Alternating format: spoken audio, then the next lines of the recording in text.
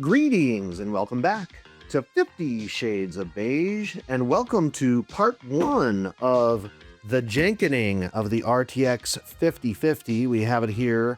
So for those of you who are unfamiliar, the RTX 5050 is the latest budget offering from our friend in the leather jacket and his cronies over there at NVIDIA. It MSRPs for $249, has 2,560 shaders, 32 ROPs, and 80 TMUs.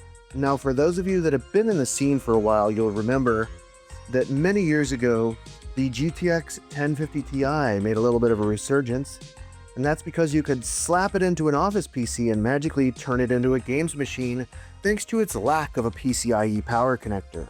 Now, I know this card has a PCIe power connector, which we're definitely going to get into.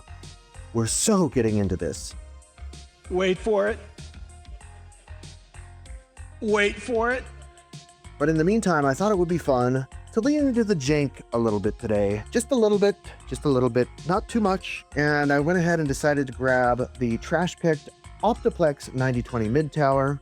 It used to have a GTX 1080 in it. We're going to see if this RTX 5050 is a worthy successor for this gem of an office dinosaur. If you want a full teardown and PCB analysis, be sure to hit subscribe. That's coming soon. Let's go ahead and get to the next part of the video. Now, if we take a look at the inside of our Optiplex 9020 here, you'll notice that things look a little bit lonely. Our poor i7-4770 is not accompanied, so we gotta go ahead and load this thing up with 16 gigs of DDR3 1600, an SSD, and a few other things. Let's go ahead and knock that out real quick.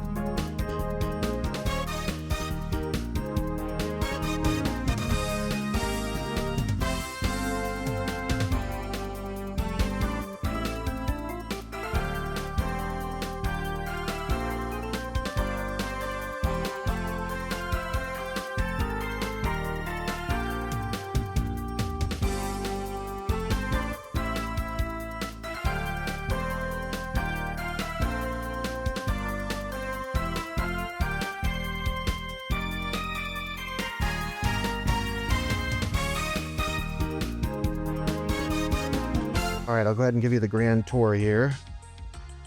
So we've got the two SSDs with our games and everything like that on them, ready to roll. I got to install Windows 11 on this 256 gig SSD down here. I was able to route all the power through the motherboard as planned. Now we are working with a 290 watt power supply, but luckily, would you look at this? It's 80 plus gold. I've actually had almost zero issues with Dell power supplies. They're usually made by Delta, which is an OEM that makes like probably 60 to 70% of the world's power supplies. They're pretty good quality, generally speaking. We got our RTX 5050 in here, ready to roll. We're working with a dual SATA to 8-pin adapter there. Now, I was only working with 4 SATA connectors, so I went ahead and did the right thing and just grabbed a SATA power splitter here. So we're running one to this drive here, and then the other one to the most important part of the build, which is our Amber fan. That's a new old stock job from like, I don't know, probably around 2013 if I were to guess. And, you know, it spins freely. It's good to go. No worries, bro, right? Lastly, there was a little bit of floppage in the GPU, actually a lot of bit of floppage. So I grabbed the best GPU stand I could find. Here's a custom GPU bracket by 50 Shades of Beige. In fact, that's probably almost a little bit too much. We're gonna go ahead and let that chill right there, and it's solid now. You could stand a guy up in there. In fact, you know what? That's a good spot for a houseplant. There we go. Now, before you go crying about how that's going to mess with the cooling or something like that, rest assured, this RTX 5050 is only really going to draw about 130 watts to 140 watts.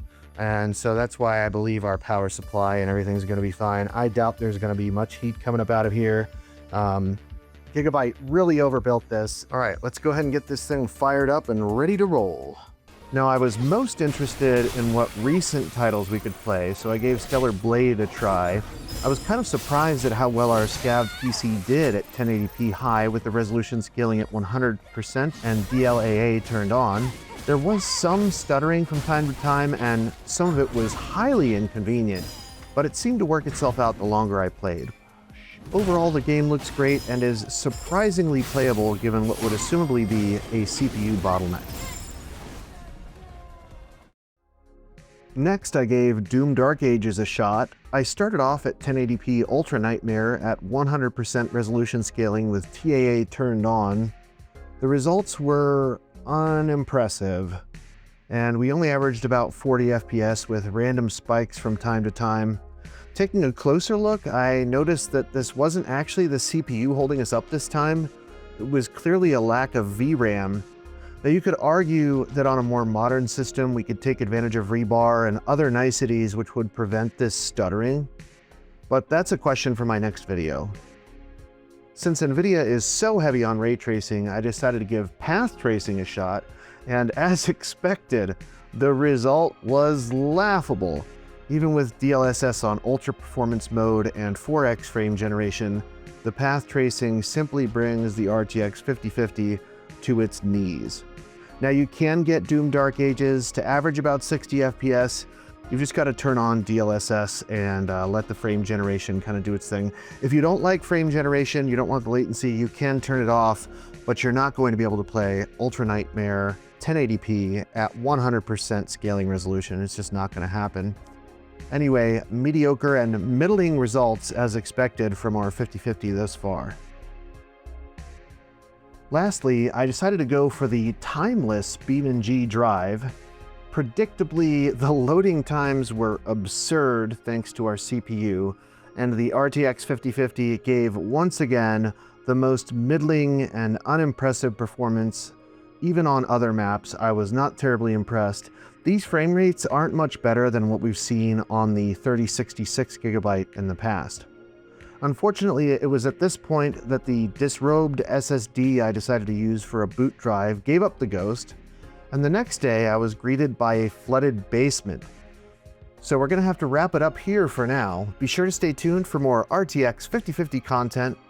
I've also got the conclusion to the 3D Rage adventure we started last week on the way, and in the meantime, thanks so much for watching, and we'll see you soon. Stay tuned for scenes from next week's episode. And then the EEs and the product designers at Gigabyte said, yeah, that's fine. We're good with that, bro. We're just gonna roll with this. Unfreaking believable.